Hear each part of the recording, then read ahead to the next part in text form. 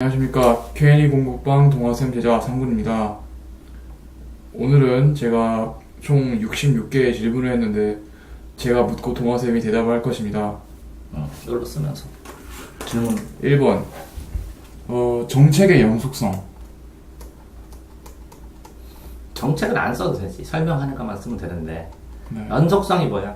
연속적으로 이어지는 거죠. 그러니까 정책이 뭐야 그럼? 정책이라는 게 그거죠. 그 나라가 하는 사업이랑 그런 거요. 그럼 질문이 뭐야? 근데 정책이 사업인 건 알겠는데 이거 연속성하고 계속 연결되는 거니까. 그러면 어떨 때 연속성이 깨져? 갑자기 원래부터 밥을 먹고 있는데 갑자기 밥을 안 먹는 것처럼, 안 먹는다고 선언하는 것처럼. 정부가 바뀌면 연속성이 깨져. 왜요? 보수 정부하고 진보 정부 하면 돈 투자하는 데가 서로 다르니까. 그 정책 필요 없어요 하고 바꿔버리고. 보수는 그럼 주로 어디다 주로 쓰나요? 보수? 안정적인 사람들이니까 기업에 친화적이겠지. 진보는요? 그러면 서민들, 노동자들 친화적이겠지. 알겠습니다. 그러면 정부 대책의 연속성이 깨지겠지. 알겠습니다. 이해됐어? 네, 각 자기마다 사상이 다르니까 됐어? 네. 너 외집단을 통해서 자아 정체성을 획득할 수 있나요? 좀 자아 정체성 끊어봐. 자아 정체성. 정체성이 뭐야? 정체성은 그거죠. 자신에 대한 생각? 자신의 생각을 누가 해? 남이요. 내가. 내가 할 때는 내가 할 때, 그리고 남이 할 때, 이렇게 두 개로 나눠야지. 네. 그러면 거기다 오른쪽에다 외집단 써봐. 외집단 반대는 뭐겠어? 내 집단. 자, 그러면 내 집단은 공부방 사람들이 너를 생각하겠지? 네. 공부방 외부 사람들이 너를 생각하겠지? 네, 그쵸. 그러면 공부방 외부 사람들이 생각하는 상회랑 공부방 내부 사람들이 생각하는 상회는 다를 수도 있지? 네. 둘 다 자아 정체성 아니야? 그렇네요. 남이 생각하는 나니까. 다 끝났어 그럼? 네. 다음. 추종. 집단 사고와 행동을 추종할 때 그 추종이요. 그럼 두 글자로 나눠. 무슨 뜻인지 모르면. 네. 추는 뭐야? 추는 어떤 추인지 모르겠어요. 그게 사실은. 다시 그 문장을 읽어봐. 어떤 문장 안에서의 추정이요? 집단의 사고와 행동이요. 집단의 3장을 추 뭐해? 추진할 때 그 추 같은데요? 추적. 추적. 따라가는 거. 네. 종은? 종. 따를 종. 집단의 행동을 어떻게 한다고? 집단의 행동을 따른다고. 그게 추종이라고. 알겠습니다. 그럼 추종자가 뭐 있어? 사이비 종교 교원도 있죠. 단원도 있죠. 그렇게 그런 추종자. 네. 또 추종자 또 뭐 있어? 이론의 추종자. 이런 것들. 네. 됐죠? 사상의 추종자도 있고요. 다음. 공동사회에서는 구성원의 관계가 매우 친밀하기 때문에. 자, 빠르지 말이. 네. 다시. 왜 공동사회에서는 구성원의 관계가 매우 친밀하기 때문에 관습과 정통으로 운영되나요? 다시. 공동사회. 왜 공동사회에서는 단어를 써. 공동사회. 공동사회. 또 공동사회에서는 뭐? 구성원의 관계. 구성원의 관계 이렇게. 네. 그래야 정확하게 들죠 사람들이. 구성원의 관계. 그게 뭐라고? 친밀하기 때문에. 그래요. 구성원끼리 친밀하기 때문에. 관습과 정통으로 운영되나요? 그러면 관습 쓰고. 구성원의 관계가 반복돼서 만들어진 걸 뭐라 그래? 전통이요. 관습과 전통이라고 해. 네네. 그럼 관습과 전통이 필요해 안 필요해? 생기 안 세? 공동사회에서. 생기겠죠. 그러면 그거에 따라서 사람들이 움직여 안 움직여? 움직이죠. 그럼 질문을 다시 해봐. 왜 공동사회에서는 구성원의 관계가 매우 친밀하기 때문에 관습과 전통으로 운영되나요? 거기서 질문이 뭐냐고. 거기서 질문은 관계가 친밀하다는 이유로 왜 관습과 전통으로 사회가 돌아가는 거예요? 구성원들이 네. 서로 사회를 운영하면서 네. 서로 밀접하게 되는 걸 친밀이라고 그러지. 네네. 친밀하게 하면서 어떤 뭐에 따라서 구성원들이 움직인다고. 뭐에 따라서요? 관습과 전통에 따라서 움직인다고. 알겠습니다. 근데 네 질문이 뭐냐고 다시. 근데 친밀하다는 이유로 관습과 전통이 생기는 이유는요? 구성원들이 친밀하면서 사회적 관계가 생기지. 네. 그 사회적 관계를 뭐라고 한다고? 관습과 전통이요. 관습과 전통이라고 그러지. 네네. 그럼 질문이 다시 뭐예요? 자, 네가 이 질문을 이해했냐고, 네, 이 질문 이해했어요. 어떤 식으로 이해했냐고 설명하면 된다고. 어떤 식으로 이해가 되냐면요. 음, 일단 구성원들이 서로 이렇게 반복되다 보니까 행동이 이게 굳어버린 거죠. 네. 네, 네. 이해됐어요? 예, 예. 그러면 질문거리를 어떤 것 때문에 너는 질문이 친밀함이 관습과 전통을 만들어요? 라고 질문한 거라고. 됐어요? 네네. 또 다음. 사회에서 말하는 사회작용이 뭘까요? 뭐라고요? 사회학에서 말하는 상호작용이 뭔가요? 상호작용을 나눠봐. 작용. 상호는 뭐야? 서로 이렇게 서로 간에 서로 간에. 그러면 서로 해봐. 뽑아서 오른쪽에다 공간에다 쓰면 되는데 왜 이렇게 좁은 데다 쓰지? 네. 서로. 그러면 개인 오른쪽에다가 개인. 오른쪽에다가 좀 떨어뜨려서 개인. 개인. 개인하고 모였죠. 네. 이걸 뭐라 그래요? 집단.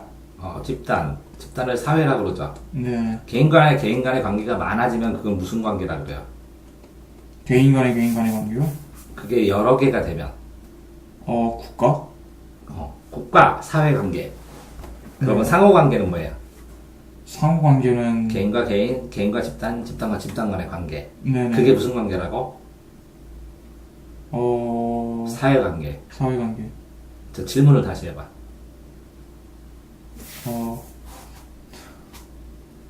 사회에서 말하는 상호작용이라는 게 개인과 개인의 상호작용, 개인과 집단의 상호작용, 집단과 집단의 상호작용. 예. 이 사회 관계라고. 네, 결국 사회 관계인 거죠? 알겠습니다. 그럼 질문을 어떻게 알았다고? 사회학에서 말하는 상호작용은 개인과 개인의 관계다. 개인과 개인, 개인과 집단, 집단과 집단. 네네. 그러니까 사회 관계는 뭐라고? 개인과 개인 관계다. 개인과 개인, 집단과 집단, 집단과 그 개인 상호. 관계다. 상호의 주체들만 종류별로 확정시켰으면 됐죠. 네. 됐어요? 또 네. 다음. 왜 우리나라 법은 상대적 비례적 평등권을 추구하나요? 다시 거기다 써야지. 핵심 단어는 뭐야? 상대적 비례적 평등권이요. 거기다 상대적, 상대 쓰고, 콤마 쓰고, 비례 쓰고. 그럼 상대적 반대는 뭐예요? 절대적. 그러면 평등을 할 때 절대적으로 해버리면 돼요? 절대적이라는 게 결국엔 그거죠. 한 사람만 응? 공평하게 하고 상대적은? 남하고 비교 차이를 두는? 그렇게. 비례는? 숫자에 따라? 그러면 상대적, 비례적, 저기다 형식적, 실질적. 형식 써놓고. 반대는 뭐라고? 실질. 실질적. 평등의 종류에 대해서 나오는 거네. 네. 그럼 비례적은 뭘까? 비례적? 음, 비례가 늘어있는 숫자 얘기하는 거죠. 그죠. 비례식에 따라서, 그죠. 그럼 줄어드는 숫자라고 말하면 되는데. 늘어지는 숫자. A를 B 주면, C를 D 주면 A 대 B는 C 대 D 하는 것처럼. 반비례. 비례적, 반비례적. 네. 비례적은 평등을 나눈다는 거네. 그쵸. 그러면 비례 반대는 반비례. 네. 그러면 평등을 늘려서 필요에 따라서 더 늘린다는 거고, 상대적 반대는 절대적이지. 네. 절대적은 하나로 고정된 평등이라는 뜻이고, 고정된 평등. 고정되지 않고 상대적은 상황에 따라서 평등권을 부여한다는 뜻이고, 네. 형식적은 뭐라고? 똑같이 돈을 준다는 것인데, 네. 실질적으로는 더 필요한 사람한테, 가난한 사람한테 평등, 돈을 더 보조를 해주는 거지. 그렇죠. 그러면 이 실질적하고 비례적이 연결시키는 게 맞겠지. 그렇네요. 형식적은 딱 정해진 걸 가지고 딱 나누려면 어떤 사람 많이 주면 어떤 사람 덜 줘야 되니까 반비례랑 유사하지만 완전히 똑같진 않지. 네네. 그러니까 상대적, 비례적, 형식적 평등권의 종류로 실행하는 방법을 얘기해 준다는 거지. 네네. 그러면 조거 자체, 상대, 비례, 형식적, 아니 실질적, 상대, 비례, 실질이지 동그라미 치면 네. 실질, 비례, 상대. 적인 평등권을 우리나라에서 실행하려고 한다는 게 평등권의 세부 내용으로 기억해야 될 일이겠지. 그렇죠. 자, 질문이 다시 뭐였죠? 우리나라의 상대 비례적 평등. 네, 그렇죠. 그러면 상대적 평등과 비례적 평등 문제에서 확인해야 되겠네. 그렇죠. 사례로, 그죠? 네네. 다음에 다시 해야죠, 더. 네, 그래야겠네요. 또. 영전, 그러니까 훈장 등의 영전 그런 거요. 영전? 네, 그러니까 훈장을 영전이라고 분류하는데 이게 무슨 카테고리인지 모르겠어요. 영전? 훈장이나 포상하는 거. 포상? 훈장도 하고, 연금도 주고, 그러면 영광 하는 거잖아, 그치? 네네. 영광, 명예에 대한, 저는 법전, 내용, 뭐 이런 거일 가능성이 큰데, 그제? 그러겠네요. 훈장 포상이니까. 또, 네, 자유권. 왜 우리나라 잠깐만요. 왜 신체의 자유는 모든 자유권의 근간이 되는 가장 핵심 기본권이라 하나요? 거기다 신체 자유. 신체 쓰고, 근간. 네 몸을 못 움직이면, 구속된 거랑 다름이 없네요. 그럼 자유로워? 다른 자유를 할 수 있어? 하지만 정신적 자유가 근간이 될 수도 있잖아요. 오, 그렇지. 그거는 정신적 양심의 자유 이런 건 있는데, 네. 예? 그러면 정신적으로 자유해라고 신체로 묶어놓으면 자유로워? 아니요, 인간은 움직이는 존재죠. 표면적으로 볼 때는 신체겠지? 그쵸. 질문을 다시 해봐. 신체의 자유권이 근간인가요? 신체의 자유권이 근간인가요? 하는 건 아까도 또 물어봤고, 네. 이제 설명을 해줬으면 그 설명을 이해하면서 다시 질문하든지 정리를 해주면 되잖아. 다시 질문해봐. 그러니까 신체의 자유가요. 결국에는 표면적으로는 근간이 되는 거죠. 그렇죠. 왜냐하면은 말이 안 되니까 몸은 구속되어 있는데 정신이 자유롭다는 거는. 그렇죠. 그 다음에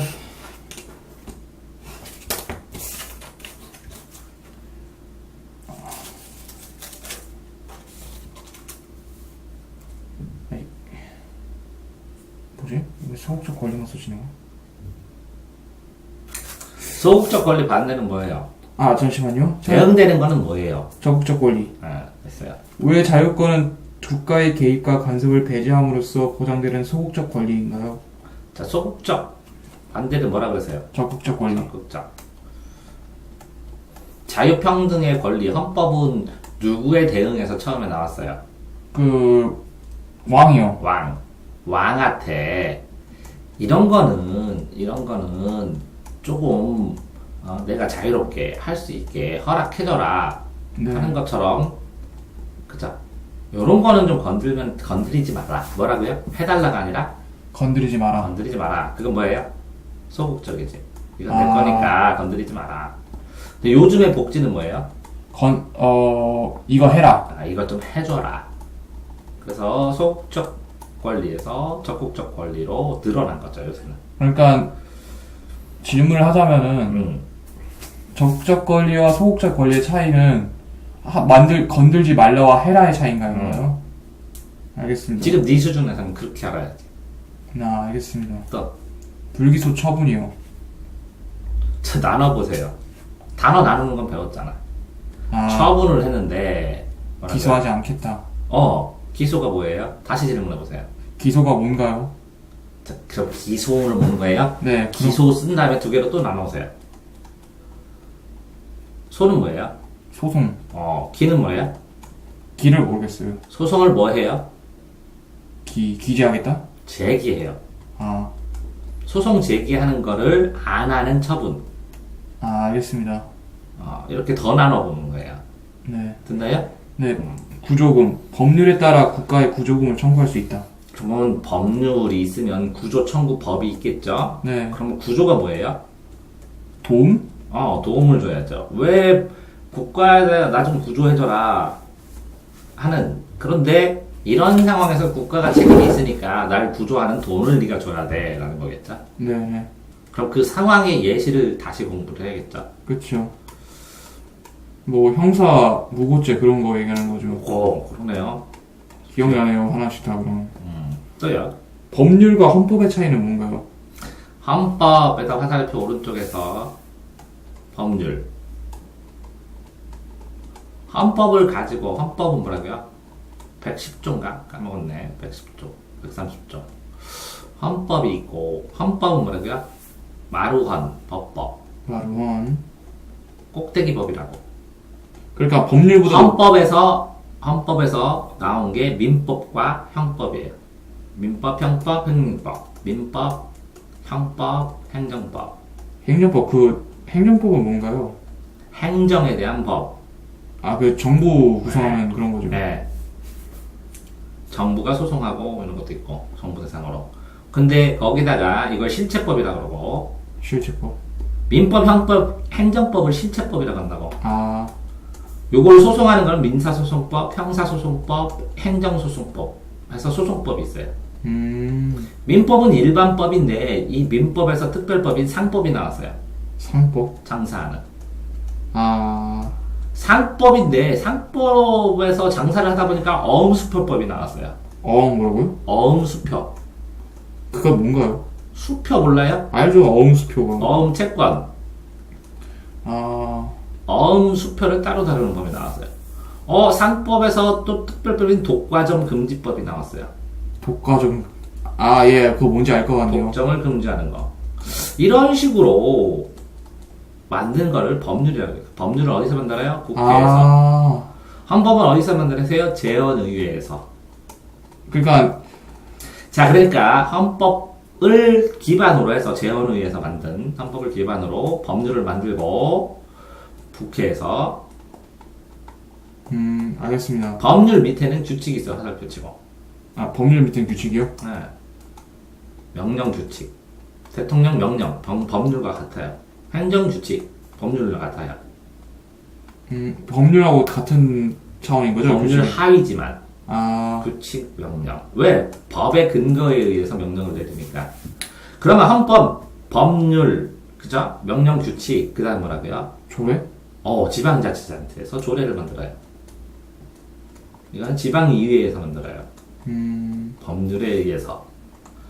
그러면 그 조례 밑에는 뭐가 있나요? 조리, 관습법 이런 것 좀 조리가 있어. 조리, 도리, 시리성실 이런. 이거 법원으로 치는 거예요. 자, 질문은 이 정도만 하고 더 자세히 하려면 많이 되니까. 질문은 뭐예요? 헌법이 더 범위가 더 큰가요? 아니면 법률이 더 범위가 큰가요? 자, 몰라서 물어본 거죠 지금 또? 아니요, 몰라서 그런 건 아니고요. 그러니까 정리를 하고 두 번째 질문에서는 새로운 질문을 하든지 정리를 하시든지 하면 되지. 그러면 조례는 지방의회 법이잖아요. 네. 그럼 조리관습법은 어디에 해당되는 법인가요? 관습법은 법률과 같이 칠 때도 있고, 네네. 조리는 도리예요. 법의 원리, 사람의 상식. 아, 상식이요? 관습법은 저 법률하고 헌법 사이에 있을 때도 있고, 법률 아래에 있는 게 맞죠. 법률과 비슷하게 보는 거죠. 알겠습니다. 다시 12번 질문하세요. 12번 질문. 결국 헌법이 법률의 상위 호환 법인 거죠? 네. 질문이 아니라 정리예요? 네, 그렇게 하는 겁니다. 항상. 알겠습니다. 자, 다음에 13번. 13번 입법권인데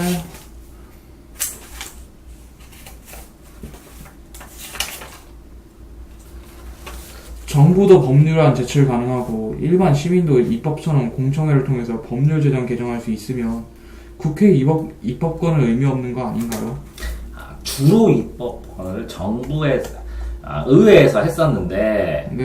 의회에서 했었는데, 근데 행정부의 그 권한이 사람이 많아지고 전문화가 되면서 네. 행정부에서 하기 시작하는 거예요. 전문화의 시작으로요? 네. 그래서 행정부에서 많이 하는데, 행정부에서 이 법률을 내더라도 그 결정 권한은 누가 있어요? 입법부가 있겠죠. 그래서 입법권이에요, 그게. 어쨌든 동의를 해야 하니까요. 이거를 법으로 하겠다고 결정하는 권한이 입법권이라요. 동의가 아니라 결정권. 그래서 폐기하기도 하고 고치기도 하죠. 네, 알겠습니다. 됐어요? 네네. 다음. 일반 사면, 국회가 일반 사면한다. 일반 사면 말고는 뭐 있겠어요? 일반 반대는? 특별 사면? 특별 사면. 특별 사면은 특별하게 대상자를 정해서 하겠죠? 네. 그럼 일반 사면은? 일반적인 사면. 어떤 위반자를 일반적으로 몽땅 다 사면하겠죠? 그럼 사면이 뭐예요? 일반이 풀어주는 거요. 몽땅이죠. 네. 풀어주는 거. 면해준다. 죄를 사해주고.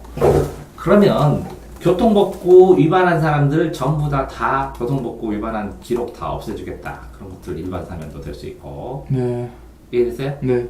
또 부의권, 국민투표 부의권 할 때 그 부의권이요. 끊으면 뭐예요? 끊어봐요. 걸린 건 알겠는데, 의견? 의견을 부정? 부정? 부가? 국민투표 의견을 부정해? 그러면 그건 갑질이고. 국민투표 의사를 어떻게? 부결? 부결해? 붙여줘. 붙여줘. 부의해. 의견을 부여해. 부여한다. 붙이다. 그러니까 의견을 여론 같은 거 만들어 놔가지고. 국민투표를 할 수 있도록 의견을 붙여줘. 의견을 만들어줘. 의견을 부여해. 주어. 아니, 의견을 부여한다는 게 뭔 뜻이죠? 국민투표에 대한 의사가 있을 거 아니야, 의견. 네네. 의견이 있으면 그거를 부여해서 이걸로 하면 안 돼요, 붙여서. 이거를 투표하면 안 돼요, 하는 게 부의권 아니야? 그러니까 투표하자고 제안하는 거죠, 일종의. 그치. 의견에 의안을 붙여서 올릴 수 있는. 알겠습니다. 뭐라고요? 의견을 이렇게 붙여서 일단 의견을 제안하는 거죠. 붙일부, 의견, 의사, 네. 또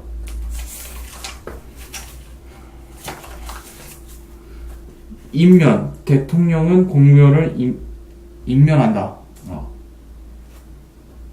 임은 두 글자로 따르면 공무원을 임무해. 임명한다. 그래, 임명이에요, 임자는. 면은요? 너 면직. 뭐라고? 면직이 뭐예요? 직을 면한다, 못하게 한다, 파직. 파직? 그러면 공무원을 어떻게 할 수 있어? 임명하고 잘릴 수도 있죠. 파직시킬 수 있게 임명. 네. 발하다. 대통령령을 발할 수 있다. 발표하다. 발표하다. 그러면 대통령령은 거의 법률 하위라고 그랬죠. 네. 발하다. 그럼 뭐라고? 출발한다. 발표하게 되면 법률적 효력을 발생시키는 거죠. 네. 발하다, 발표하다, 발생하다. 발생하다.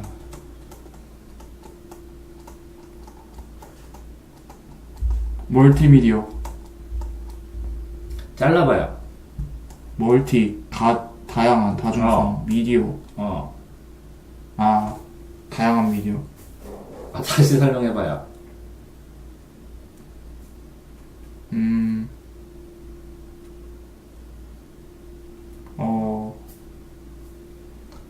미디어가 뭐냐고? 미디어요? 그 미디어와 그 의사소통하는 그 방송이나 그런 거요. 방송 매체. 멀티는? 많은 거죠. 여러 종류의 방송 매체. 네. 근데 질문은 뭐였어요?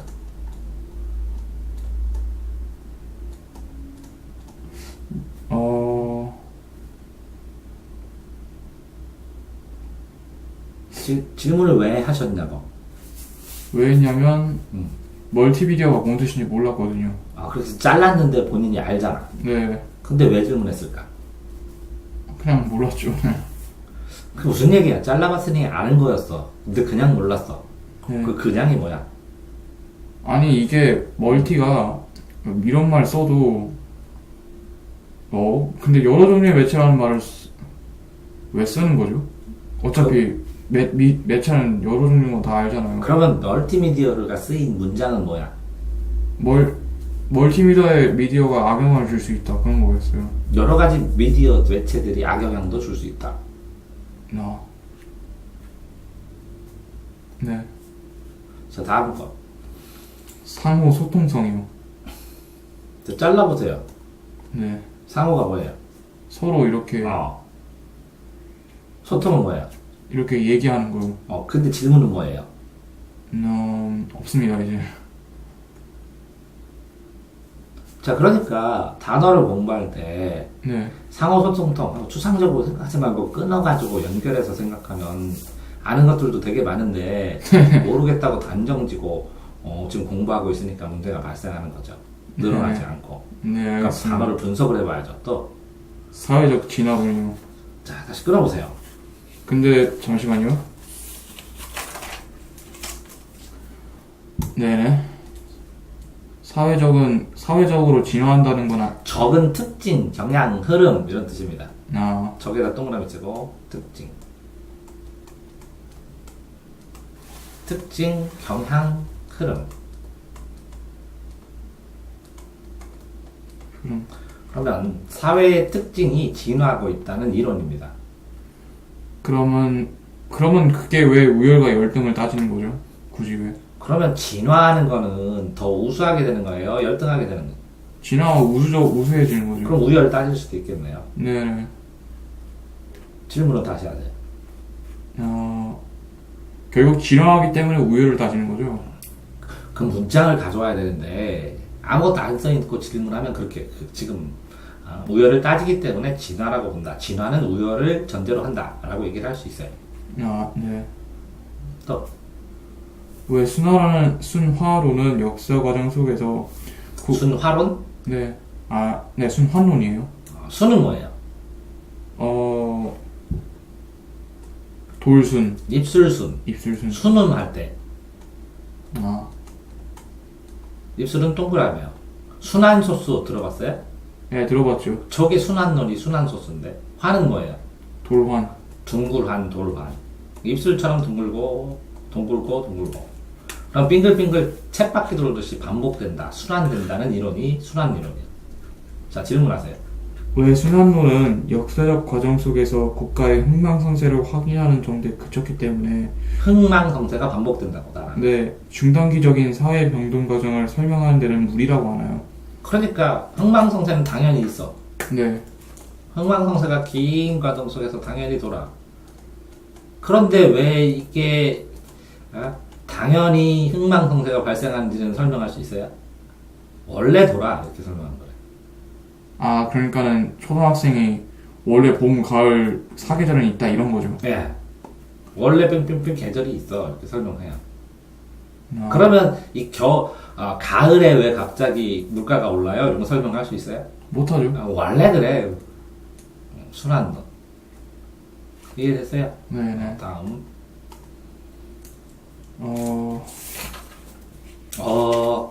좀 줄여봐요. 습관이에요. 네. 왜 부동산 거래 과정에서 문제가 발생할 소지가 많은가요? 책 읽지 말고 질문해요, 마음으로. 22번 부동산 한 다음에 왜 부동산은 뭐라고요? 거래 과정에서 문제가 발생할 소지가 많은가요? 부동산 거래 과정에서. 그럼 부동산 반대는 뭐예요? 동산. 그러면 동산과 부동산의 차이는 뭐예요? 부동산은 그게 있죠. 그냥 집이고요. 동산은 그냥 그 외의 물품들이죠. 동산은 움직이지 않는다는 거예요. 동산은 움직이는 거고 네. 부동산은 움직이지 못하는 거대한 걸 얘기하는 거지. 그렇죠. 그러면 부동산 거래를 할 때 이게 비싸지. 네네. 그러면 사기의 위험도 있고 조심해서 해야지. 그렇죠. 그럼 질문이 뭐예요? 다시 해보세요. 그러니까 부동산은 사기 위험이 있는 거죠. 왜냐면 집 관련된 거기 때문에. 뭐 동산도 사실은 있어요. 근데 부동산이 타격이 크지. 왜죠? 그럼 집 날릴래요? 10만 원짜리, 100만 원짜리 그 물건 잘못 살래요? 둘 다 타격은 크잖아요. 그러면 집은 10억짜리고 컴퓨터는 100만 원짜리인데 차라리 100만 원 까이는 게 낫죠. 그 얘기입니다. 더 힘들다는 거죠. 네. 다음 23번 저당 잡히다 할 때 그 저당이에요. 저당. 전당포에서는 물건 맡기죠. 네. 전당포에서 물건을 맡기면서 나중에 물건을 유치를 하죠. 유치. 가지고 있지. 전당포에서. 네, 그래서 그렇죠. 돈을 빌리지. 그러면 네. 유치권. 그러면 저당 잡히다. 그러면 그 물건에 대한 권리를 어떤 사람에게 네. 어떤 사람에게 그죠? 권리를 위임하고 네 권리는 네가 가져라. 돈 얼마 빌려줘라. 그래서 그 권리를 저 사람에게 줬다는 것을 표시를 하겠죠. 등기증에다가. 알겠습니다. 이해됐어요? 네, 그러니까 저당이 권리를 대가로 물건을 맡기는 거죠. 아하. 권리를 대가로 맡기는 거. 저당. 가압류. 압류는 뭐예요? 압류는 그 가져가 버리는 거죠. 가져가는 거예요? 아니면 그 압류가 뭔지 모르겠네요. 빨간 드라마 같은 거 보면 압류 딱지에서 딱 압류 하면서 딱 못 건드리게 빨간 딱지 붙이거든요. 알아요? 예, 처음 들어봐요, 사실은. 회사들 망하고 집 망하고 그런 그게 거. 압류였어요? 압류. 왜 붙인 못하겠다. 거예요? 에? 왜 한 거예요? 그래야 예를 들어서 내가 너한테 돈을 꿔줬는데 네가 장사를 해. 네. 근데 돈을 안 갚어. 네. 그럼 법원에 허락을 받아서 내가 소송을 이겼어. 네. 근데 네가 돈을 안 줘. 네. 그렇다고 이겼다고 돈을 내가 강제로 난 강도되잖아. 그렇죠. 그럼 법원에 압류를 집행하는 집행관들이 가서 그 네. 금고에다 압류 딱 붙이면 그걸 못 건드려. 아. 그걸 건들면 그 사람이 도둑질을 한 거야 이제. 그게 압류야. 그러니까 이해되세요? 돈을 하도 안 갚으니까 압류는 집행을 하는 거라고. 그럼 가압류 뭔데요? 그거를 예비로 해놓는 거야. 그럼 드라마 빨간 딱지는 가압류인 거네요? 압류지 그거는. 완전히 압류된 거지. 가압류는 그러면 등기 권리증에 가압류했다고 해놓겠지. 얘 압류를 할 거라고 미리 그쵸. 공기를 하는 거지. 그 압류의 권리가 다 돼 있다 이렇게. 알겠습니다. 담보. 담보는 뭐야? 담보 잡혔다. 담보, 무담보 뭐 이런 얘기 하던데요. 담보 잡혔다. 어떤 사람한테 돈을 빌릴 때 뭐라고? 그냥 빌려줘? 아니요? 그럼 네가 나한테 뭘 맡겨놓을 거야? 그게 담보물이에요. 맡기는 걸 말하겠다. 저당하고 비슷한 말이네요. 에? 저당하고 똑같은 말이네요. 저당은 맡기는 자체. 담보는 뭐라고? 그 맡긴 물건으로 뭐라고? 보증을 하는 거지 내가. 뭐죠? 그 맡겨놓으면 내가 든든하잖아. 네, 그쵸. 그게 담보지. 부담에 대한 보증이지. 뭐라고? 부담에 대한 보증. 내가 돈을 돈 띄면 나는 위험하잖아. 그쵸. 그 부담감에 대한 보증으로 너는 뭘 맡길 거냐고. 그게 담보라고.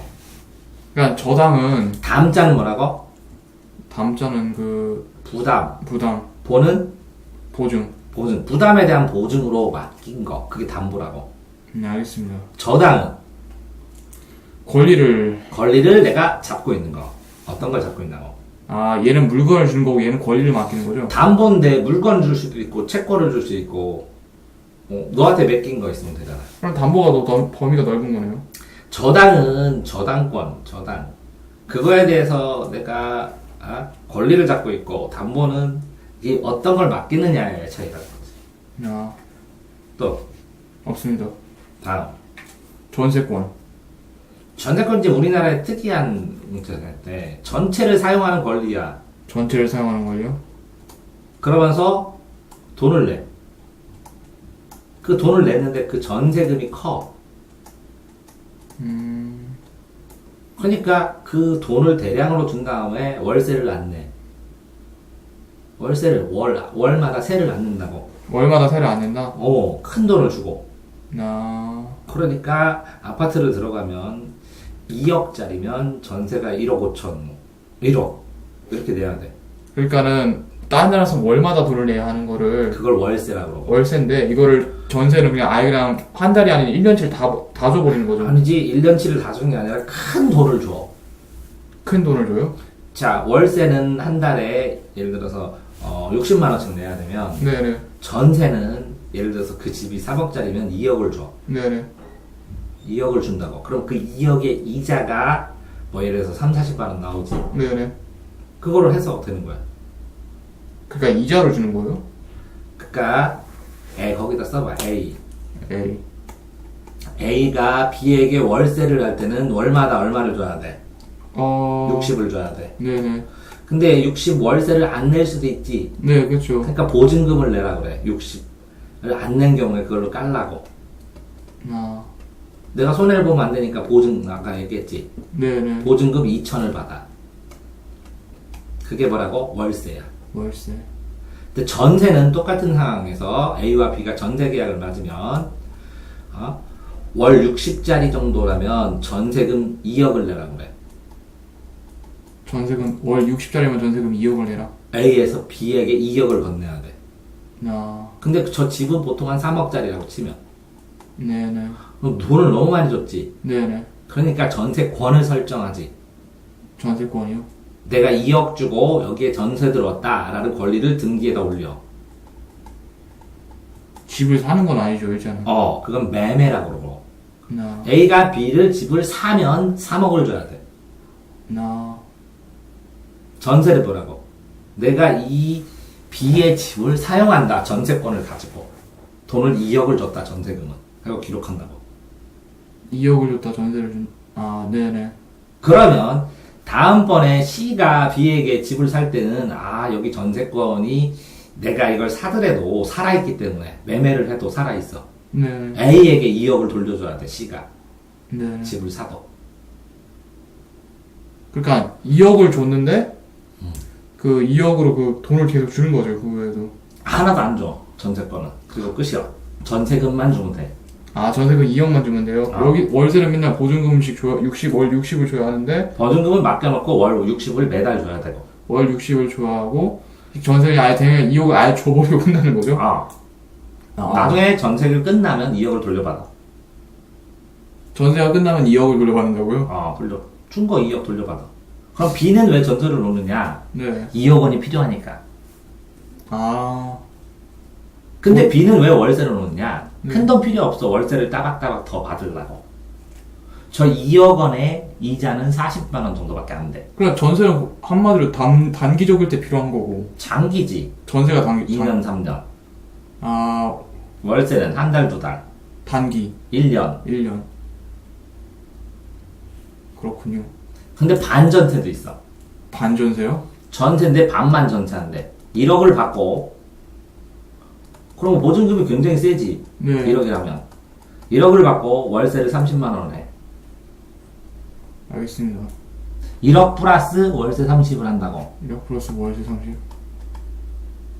그러면 전세도 아니고 원세도 아니지. 네, 저런 그렇죠. 걸 반전세라고 그래.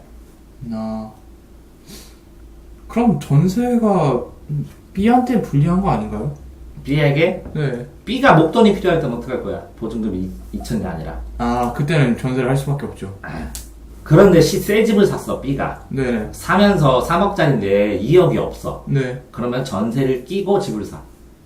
전세를 끼고 집을 산다고? 그러면 A가 들어와서 살면서 전세권 거기다 설정해주고 나는 1억만 더 돈해서 집을 살 수 있지. 아, 그쵸. 그런데 집값이 2억이 올랐어, 1년 만에. 네네. 그럼 그 집값은 누가 이익이야?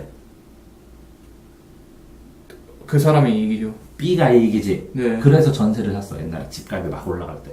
집값이 막 올라갈 때 B를 샀다고요? B가 전세를 끼고 집을 샀다고. 아, 예, 예. 그게 투기야. 아, 집 투기. 네네. B가 1억밖에 없는데 집을 3억짜리를 어떻게 사?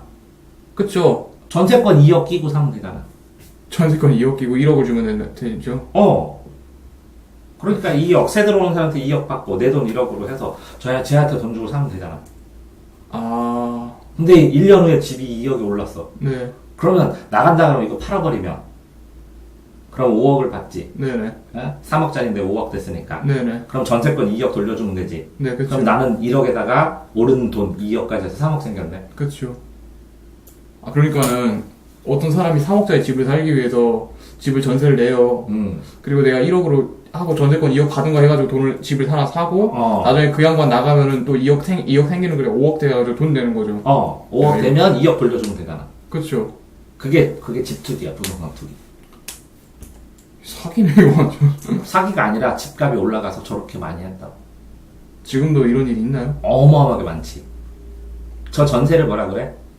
주택 대출이라고 그러지. 아, 그래서 집값이 막 오르고 그러는 거구나. 전세를 저거를 안 놓으면 뭐라고?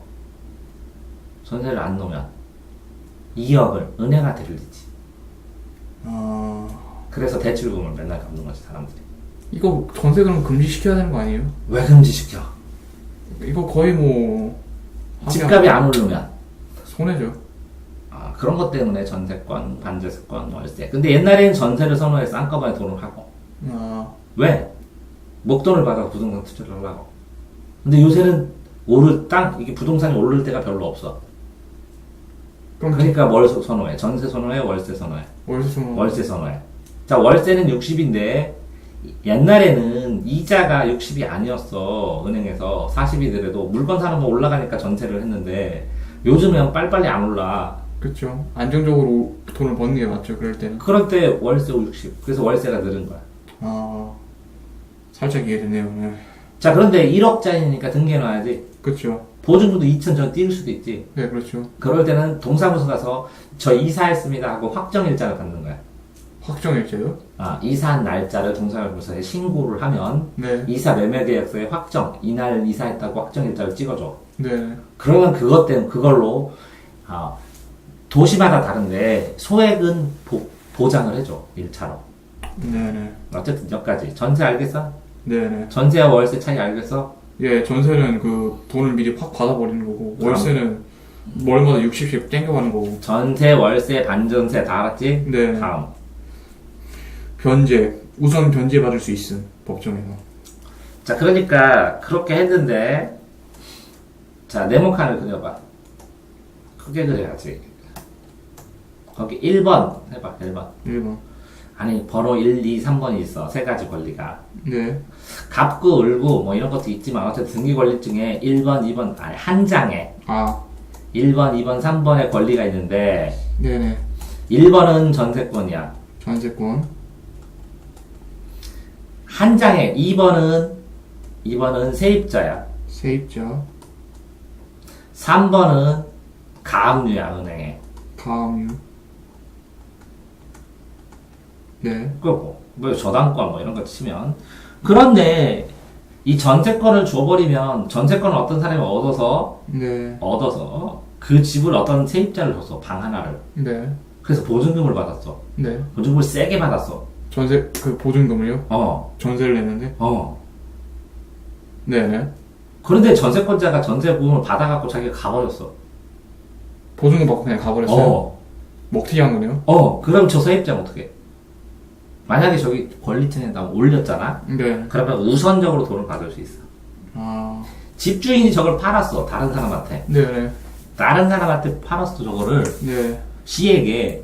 그럼 전세권자는 어떻게, 나 전세금 어디서 돌려받아? 등기가 되어 있기 때문에 네. 산 사람한테 받을 수 있어. 그렇네요. 전세권자는. 네. 근데 세입자는 저기 월세 들어왔지. 네네. 근데 저기 보장해줘. 확정일자도 받았지. 네. 그러면 최우선으로 변제받아. 제일 작으니까. 제일 약자라고, 경제적으로. 네네. 이해됐어요? 네네. 그러니까 어떤 물건에 대한 권리가 우선순위의 서열들이 여러 개가 있지. 네네. 그랬을 때 먼저 변제받는 게 우선 변제. 먼저 변제받는 게 그 권리를 우선해서 돈을 받는 거. 우선해서 돈을 받는 거요? 변제가 뭐야? 돈을 갚다. 그러니까는 이 등기본에 전세권과 그 세입권과 가압류가 있는데 아니 되게 여러 가지 종류가 있지. 그 중에서 제일 첫 번째로 돈을 갚는 거죠. 첫 번째로 돈을 갚아. 그리고 그 돈을 누가 갚아? 저걸 경매를 해. 경매를 사면 내가 경매를 낙찰받으면 그 경매금은 낙찰된 돈을 그 법원에다 내. 그럼 그 법원에서는 사람들이 돈 달라고 서로 하지. 네네. 그랬을 때 우선적으로 누구한테 준다고? 우선 변제. 그걸 누가 준다고 법원이? 그 피해자한테 주죠. 피해자 중에 누구? 그 직접적으로 그 먹튀 당한 사람이요. 먹튀 당한 사람이 여러 명이야. 그럼 누구죠? 경제적으로 약자한테 주죠. 경제적 약자 중에 누구? 확정일자를 받은 저기다 등록을 한 뭐라고? 세입자들. 월세 내는 사람들. 네, 알겠네요. 그 다음에 뭐라고? 전세권이든 이렇게 권리 센 권리. 그 다음에 뭐라고? 등록된 순서대로. 근데 왜 월세 내는 사람은 경제적 약자라는 거죠? 월세를 내면 집주인이 강자요? 월세 내는 사람이 강자요? 그냥 월세 내는 사람이 강자죠. 애시당초에. 월세 내는 사람이? 집주인이 강자죠. 애시당초에. 됐어? 네네. 그러니까 변제가 돈을 갚는 거죠, 일단. 우선 번제는? 우선적으로 먼저 돈을 갚아. 누가 돈을 줘? 그 돈을? 날아가요. 법원이. 법원에. 경무한 법원이. 어디한테? 그 권리증에 써 있는 사람한테. 알겠습니다. 또. 그리고, 잠시만요. 전세제도는 이미 써가지고 더 이상 말 안 할게요. 영수증을 왜 썼냐면, 왜 계약금을 치르는 경우에는 영수증을 받아둬야 하나요? 계약금을 줬어. 네가 나한테 계약금 줘봐. 네. 그래서 줬어. 안 받았는데요? 아, 먹튀 가능하구나. 증거 있어요? 먹튀구나. 영수증은 뭐야? 돈 받았다는 이유. 권리증. 약간 먹튀 방지하려고 이런 거죠? 저거 증거는 돼요, 증거.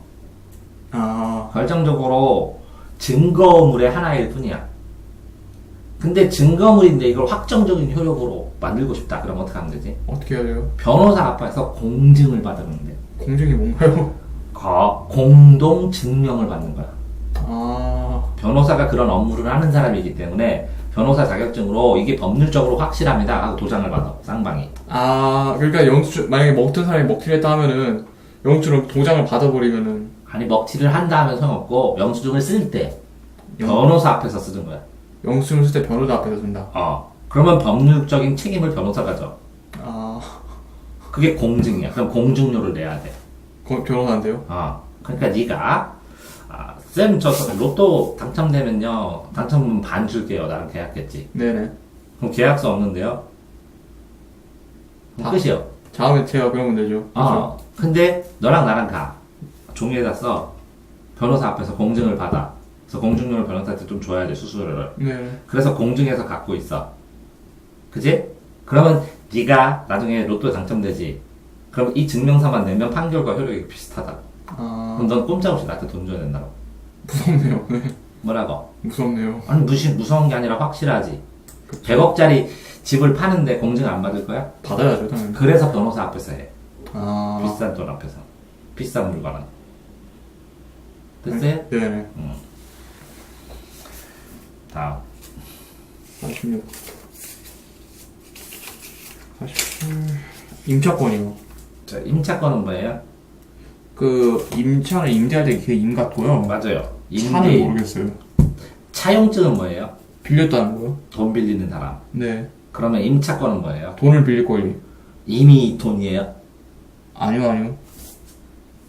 이미, 임대인은 누구예요? 임대인은 빌려준 사람이요. 뭘 빌려줘요? 돈이나 물건이요, 그런 거요. 물건을? 그것도 될 수 있어. 건물 빌려주는 사람. 네. 임대인. 차가 그러니까. 차는 뭐라고? 차용증이 뭐라 그랬어? 이거 돈 빌렸다는. 그러면 임대인은 건물 빌려주는 사람이고, 임차인은? 임차인은, 빌려주는 사람. 빌려준 사람은 임대인. 임차인은 빌려간 사람이요. 빌린 사람. 네. 그러면 임대인 반대는? 빌린 사람의 권리네요. 임대인의 반대는? 임차인. 임차권 반대는? 임대권. 빌린 사람이 권리인 거네요, 이거는. 네. 법률에서 권리 행사와 권리 주장의 차이가 뭔가요? 주장? 권리 행사는 자기가 하는 거. 하는 거. 주장은 권리가 있다고 내가 말하는 거. 권리 주장도 권리 행사의 일종이겠지. 그러니까 권리 행사가 더 상위 개념인 거네요. 상위 하위는 상황에 따라 문장에 따라 다르겠지. 알겠습니다. 임차인은 이미 쏘쏘으로 넘어갈게요. 임차인이 뭔데? 결국 빌려준 사람이잖아요. 빌려간 사람이잖아요. 패스. 책을 아래 두면 어떤 일이 일어나나요? 아까 전에. 자, 지저분해 보이겠지? 네. 근데 팔에 잠깐 써도 상관없겠지. 잠깐은 누워도 상관없지. 근데 계속 그렇게 두면 지나가는 사람이 지저분해 보이겠지. 그러면 책을 밑에 둘 수밖에 없냐는 거죠. 자, 오른쪽에 저기 위에 탁자에 놓을 수도 있고, 네네. 너 같은 경우에 책꽂이도 쓰고, 저기 따로 개인 책꽂이도 있고, 개인 공간 2개도 쓰고, 앞에 박스도 쓰고, 그 책상 옆에 책꽂이도 쓰고, 근데 왜 책을 밑에다 두지? 몇 개를 쓰는데 도대체? 아니, 근데 이번 경우에는 평상시에 잘 꽂아두고요. 이번 경우에는 쓸 때 팔이 이렇게 올리는데 이게 불편해서 그런 거. 오른쪽에 저기다 놓으면 안 되나? 위에? 꼭 밑에 둬야 되나? 그러다 보면 밟게 되고 건드리게 되고 그러다 넘어지면 네.